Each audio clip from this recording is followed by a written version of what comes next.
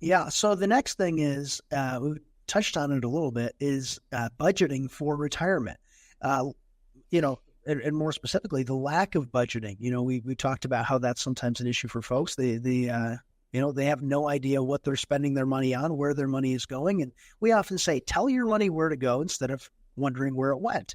And, I think we make a lot about, the different stages of life. We talk about the accumulation stage, how that might be different, where you're just contributing to your 401k, you're deferring your compensation, you're doing your due diligence, you're making sure that you're making good decisions over time, delayed gratification and that kind of thing. And then eventually you get into the preservation stage and eventually the distribution stage.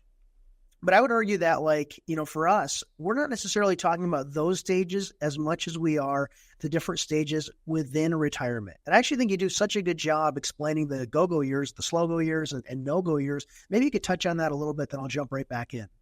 Yeah, so one of the things that we find is if you think about it, if you're still working, you likely spend most of your money on the weekend, right? On Saturdays and Sundays, and probably most of it on Saturdays. So now all of a sudden you retire and you go from working Monday to Friday, Saturday, Sunday to 6 Saturdays and a Sunday. So people tend to spend more money because you have more time for home remodels. Maybe you decide to upgrade your vehicle. You guys travel more, you eat out more. So typically what we find is outside of any debt that you've paid off right before retirement, typically you end up spending, an additional 10 to 15% a year. And that can be for 5 years. That can be for 7 years. And if you're young and healthy and you've got big hobbies, that can be up 10 to 15 years, which is significant. But then what we see is when people hit their 70s, typically they're not taking as big of vacations. They've already done that remodel on their home. They've bought the car that they're going to have for a long time. A lot of couples are even sharing a vehicle. Then you hit your 80s, and we call those the no-go years. I recently had a couple that we invited to one of our client appreciation events, and they go, hey, we're in our mid-80s. We've decided not to go out anymore. If we want to see people, we invite them to our house. You can come see us, but we're not going out.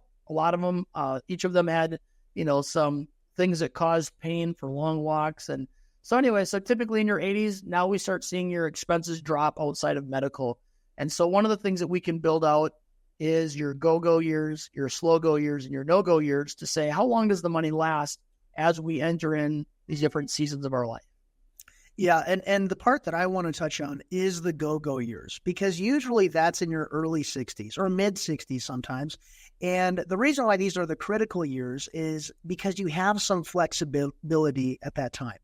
Maybe if you're married, maybe one benefit on Social Security is turned on, maybe one pension is turned on, but maybe not both, right? And for sure, your RMDs are potentially 10 years away. So there's some flexibility in terms of the type of income you introduce. And that really could make a huge difference for the rest of retirement. And the reason why it can make a big difference is, in those earlier years when income is low, you have opportunities to do a few things. Some people, they just end up turning on both Social Security benefits and they bridge the other income source need from other places. But for others, they take advantage of those earlier years and they do some Roth conversions. Income is low. Maybe you're in a lower tax bracket. Maybe it's a bracket that you're never going to be in once eventually you get those RMDs.